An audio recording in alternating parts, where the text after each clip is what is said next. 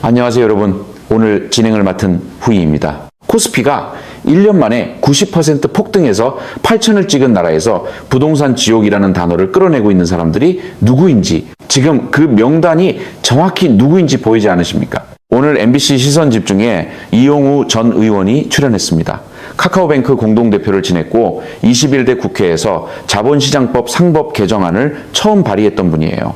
김원장 경제학전 대표가 함께 들어와서 이 흐름을 같이 뜯어냈는데 그 분석 듣고 있는 동안 까놓고 말씀드리면 등이 서늘했습니다. 이게 그냥 부동산 가격 이야기가 아니거든요. 한국 자산 시스템 자체의 갈림길에 대한 이야기입니다. 그리고 그 갈림길의 단어 하나로 발목을 잡으려는 시도가 지금 정확히 진행 중이에요. 김원장 대표가 한마디 했어요. 이거 어디서 본 듯한 데자뷰가 있다고요? 정확합니다. 데자뷰가 맞아요. 지난주 화요일 6월 3일 지방선거가 끝났습니다. 오세훈 서울시장이 사상 최초로 오선 고지에 올랐고요. 같은 날 강남구, 서초구, 송파구, 강동구청장까지 국민의힘이 깔끔하게 쓸어갔습니다. 동남권 보수벨트가 굳어졌다는 평가가 그날 밤부터 쏟아졌어요. 그리고 닷새 후인 6월 8일 이재명 대통령 취임일 주년 기자회견이 청와대 영빈관에서 열렸습니다. 슬로건이 대체 불가 대한민국이었어요. 그 자리에서 대통령은 부동산 패배 프레임에 정면으로 반박했습니다. 부동산 정책이 나쁜 영향보다는 좋은 영향을 더 많이 끼쳤다. 1월부터 구두 개입으로 눌러놓지 않았으면 더 폭등했을 것이다. 그러면서 코스피 8천 깨졌다는 지적에 대해서도 한마디 했어요. 8천이 깨졌다고 누가 대폭락이라 할 수도 있는데 2,700에 비하면 엄청 올라온 것이다. 7월에 부동산 세제 개편안을 발표한다고 예고도 했고요. 그런데 사흘 만에 오늘 6월 10일 오세훈 시장이 페이스북에 글을 올립니다. 이재명 정부 1년 만에 서울 아파트값 상승률 14.73%, 노무현 정부 첫해 11.68%, 문재인 정부 첫해 9.41%를 가볍게 뛰어넘었다. 그러면서 결론을 던졌어요. 문재인 정권 부동산 실패의 빨리 감기 버전. 세 사건 사이의 간격이 8일입니다. 그 8일 동안 보수 매체에서는 부동산 지옥, 투기 공화국, 이 점령, 문재인 시즌 2 같은 톤의 헤드라인이 거의 동시에 출고됐어요. 한 군데 매체에서 우연히 나온 게 아닙니다. 비슷한 시점에 비슷한 단어가 비슷한 매체들에서 동시다발로 터졌어요. 한번 보세요. 이 정도 동기화는 자연 발생적 여론이라고 보기 어렵습니다. 그런데 여기 한 가지 짚어야 합니다.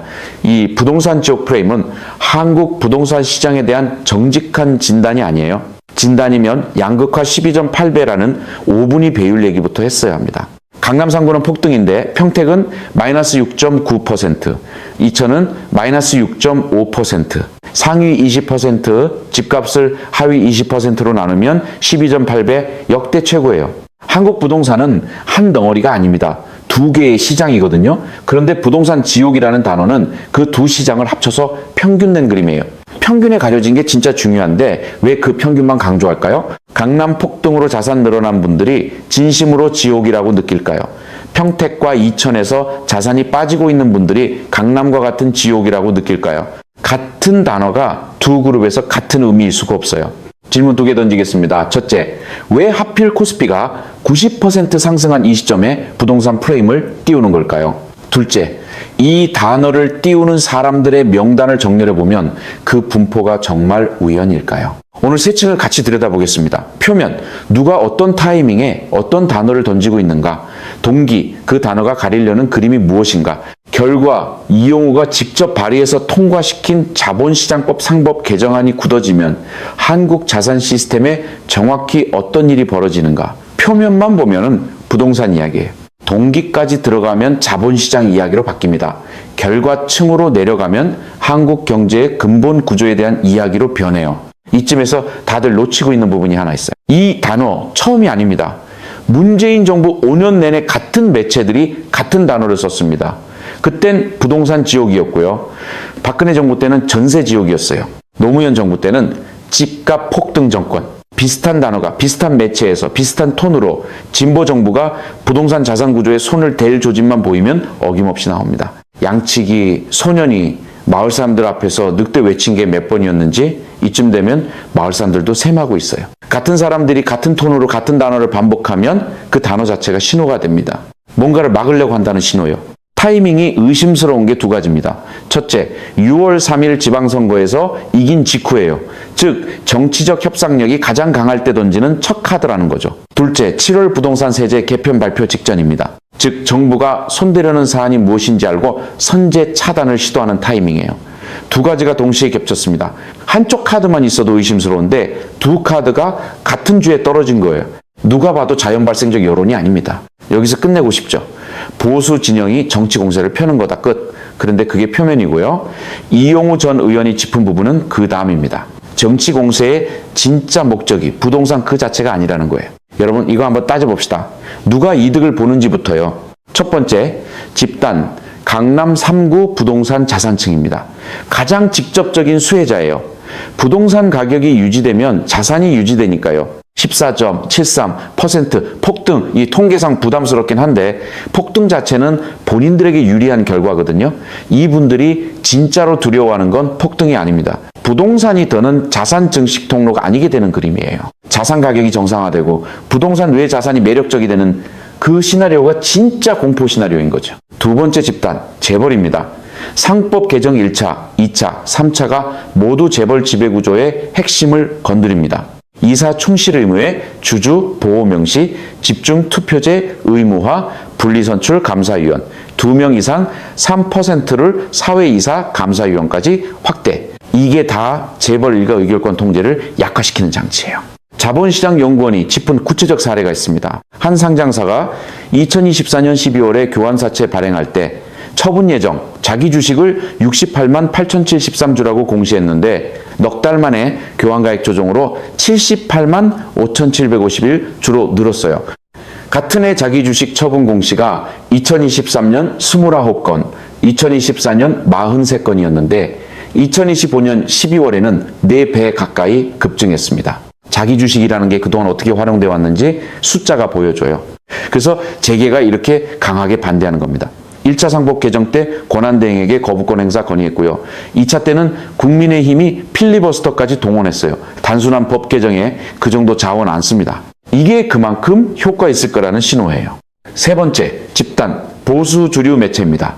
광고주 구조상 재벌이랑 강남 부동산 자산층과 이해관계가 정확히 일치해요. 재벌 광고가 매출의 절반 가까이 차지하는 매체들이 재벌 지배구조 개혁을 정직하게 다룰 수 있을까요? 그게 가능했으면 코리아 디스카운트라는 단어가 20년째 자리 잡고 있지도 않았겠죠. 네 번째 집단, 국민의힘 강경파입니다.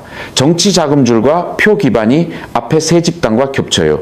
12.3 비상계엄 이후 잔존 세력이 새로 찾아낸 결집축이 바로 이 자산 보호 카르텔입니다. 12.3 책임 규명이 진행되면서 위협받는 사람들이 부동산과 재벌 두 갈래로 흩어졌다가 자산 카르텔이라는 더 큰 우산 아래로 다시 모이고 있어요. 이용우는 시사IN기고에서 명확하게 짚었어요.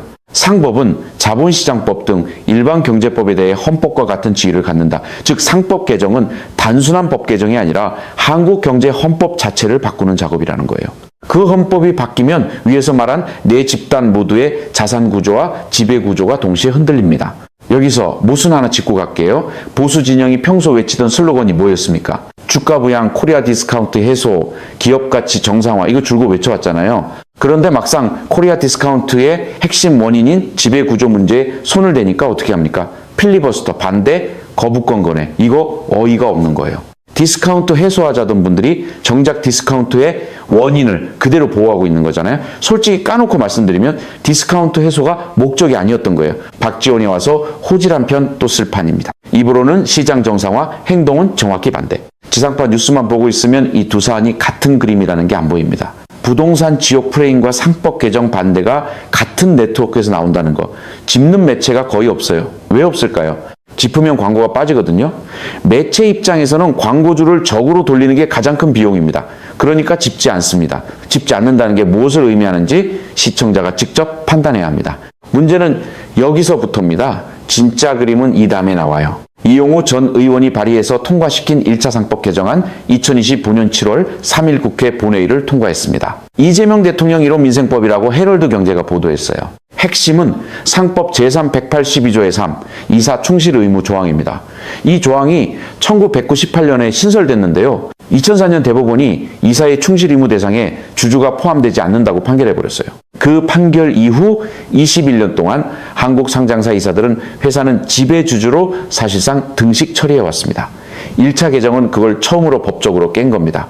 2차 상법 개정안은 2025년 8월 25일 통과됐어요. 더 센 상법 개정안이라고 불립니다. 자산 2조 원 이상 대형 상장사 집중투표제 의무화, 분리선출 감사위원 1명에서 2명 이상으로 확대, 3%를 사회이사 감사위원까지 확대. 국민의힘이 필리버스터로 막다가 결국 더불어민주당 주도로 통과됐어요. 그해 9월 9일 공포, 2026년 9월 10일 시행 예정입니다. 시행 시점이 올해 가을이에요. 이거 굉장히 중요합니다. 시행 직전이라는 거죠. 재계 입에서 기업 옥죄기라는 말이 나왔어요. 그런데 똑같은 제도 일본이 2014년에 도입했습니다. 스튜어드십 코드 도입하고 2015년 기업지배 구조 코드까지 병행했어요. 그 결과 일본 증시가 저평가 시장에서 빠져나오기 시작했습니다. KDI 나라경제 2026년 3월호에서 이 비교 분석이 정확히 실렸어요. 한국이 하면 옥죄기고 일본이 하면 정상화입니까? 이게 말이 됩니까? 3차 상법 개정은 지금 2026년에 진행 중이에요. 핵심이 자기 주식 정비입니다. 2025년 말 기준 전체 상장회사의 약 66%가 자기 주식을 보유하고 있는데 처분 과정에서 최대 주주나 특수관계인에게 이전되는 방식으로 지배구조에 영향을 미치는 사례가 있다고 자본시장연구원이 분석했어요. 자본시장법 시행령 정비도 동시에 진행 중이고요. 2026년 1월 20일에는 배당소득 분리과세도 도입됐습니다.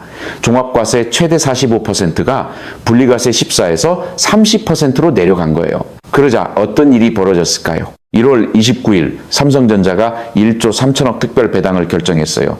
정부 주주가치 제고 정책에 부응하기 위해서라고 직접 밝혔습니다. 주주환원이 늘어나면 주가가 올라가고 자본시장 매력도가 높아지고 부동산에서 자본시장으로 자금이 이동합니다. 이게 정부 설계도예요. 월가가 이 그림을 어떻게 보고 있을까요? 2025년 9월에 이재명 대통령이 직접 뉴욕 월가에 갔습니다. 대한민국 투자서밋에 참석해서 자본시장 정책 방향을 직접 설명했어요. 그 자리 이후 글로벌 큰손들이 한국을 어떻게 보기 시작했을까요? 신흥시장의 하나가 아닌 구조적 재평가 대상으로 보기 시작했다고 다음 뉴스가 보도했습니다. 단어 2개만 잘 들어주세요. 구조적 재평가. 이게 핵심입니다. 한국 자본시장 자체의 위상이 바뀌고 있다는 거예요. 코스피 흐름 한번 정리해 드릴게요. 2025년 6월 이재명 대통령 취임, 그해 10월 코스피 4천 돌파, 사상 첫 4천선이에요. 2026년 1월 22일 5천, 5월 15일 8천, 1년 만에 90% 상승입니다. 그러더니 6월에 일시적으로 7,900대로 내려갔다가 이번 화요일 다시 8천을 회복했어요. 머니투데이가 보도한 증권가 일부 전망은 올해 안에 1만, 단기 급등 시 1만 2천까지 본다는 분석까지 나옵니다. 이 흐름이 굳어지면 어떻게 될까요? 한국인의 자산이 부동산에 묶여있는 비율이 처음으로 의미 있게 줄어듭니다. 그게 진짜 변곡점이에요. 일간투데이가 짚은 그대로입니다. 부동산 중심이던 자산이 자본시장으로 이동하며 자산 효과가 소비 심리를 자극하고 있다. 자산 구조 자체가 바뀌고 있는 거죠. 여기서 한 가지 더 짚고 갑니다. 한국 가계자산 구성 한번 들여다보세요. 부동산 편중도가 OECD 주요국 중에서도 가장 높은 수준이라는 분석이 줄곧 나옵니다. 미국이나 일본보다 훨씬 높아요. 이 편중도가 줄어든다는 게 무슨 의미일까요? 부동산 가격이 폭락한다는 뜻이 아닙니다.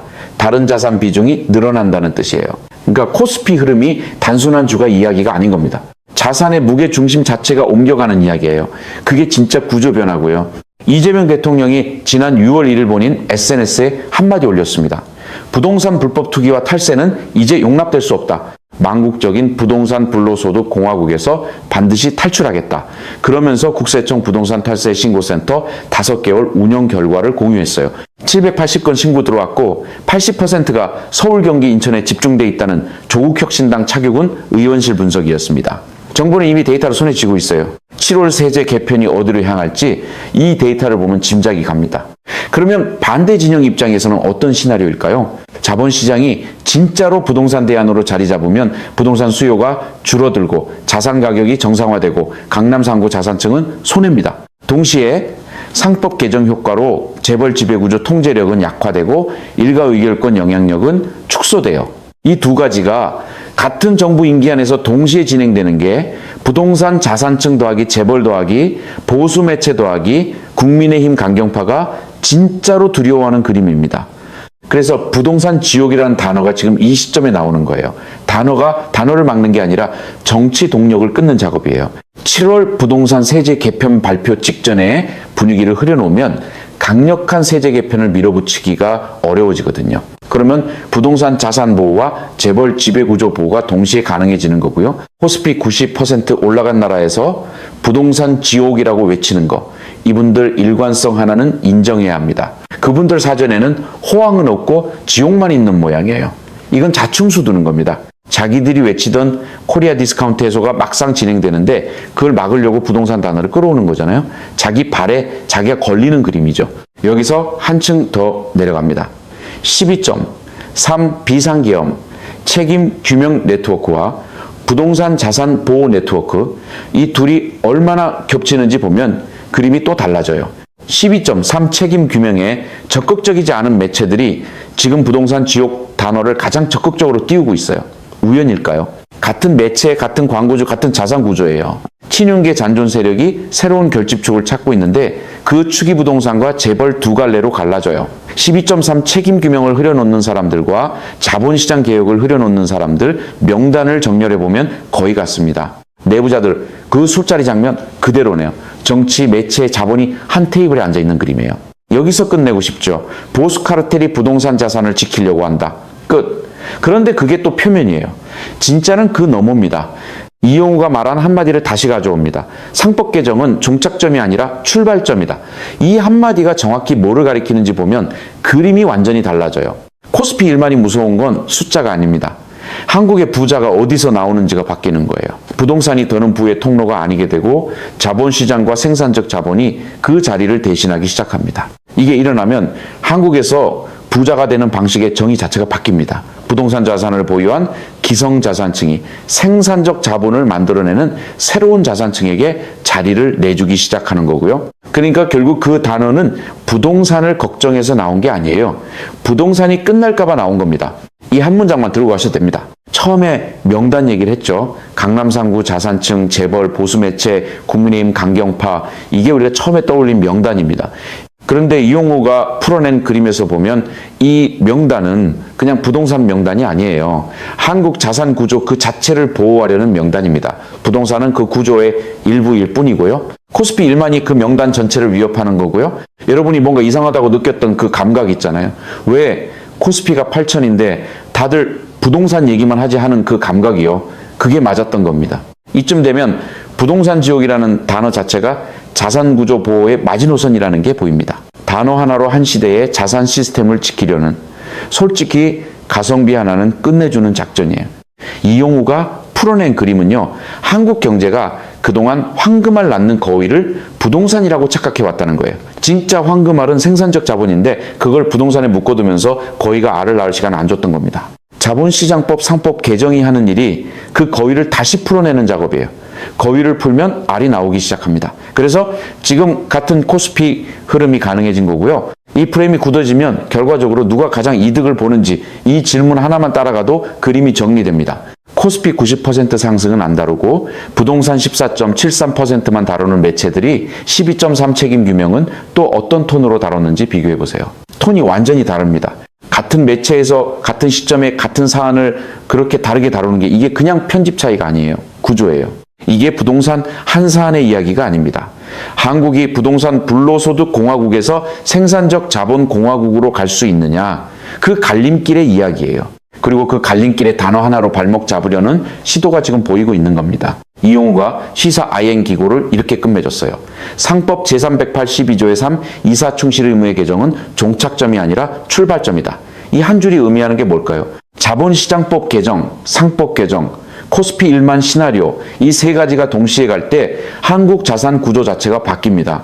그 변화를 막으려는 카르텔이 부동산이라는 단어로 첫 카드를 내민 거예요. 첫 카드일 뿐이고요.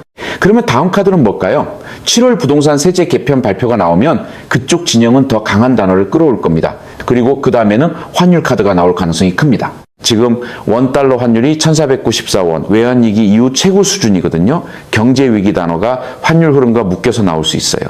그 다음에는 한성숙 신임 총리 후보자에 대한 인사검증 공세, 그리고 가을 시행을 앞둔 2차 상법 개정 시행령 단계에서의 후속 저항, 카드가 줄줄이 이어집니다. 이 흐름, 부동산 지역 프레임이 어디까지 가는지, 자본시장법 상법 개정이 어떤 저항을 받는지, 코스피 1만이 정말 오는지 같이 추적하고 싶으시면 구독과 알림 설정 부탁드립니다. 다음 국면 놓치지 마시고요. 좋아요는 분석에 큰 힘이 됩니다. 다음 분석에서 또 뵙겠습니다.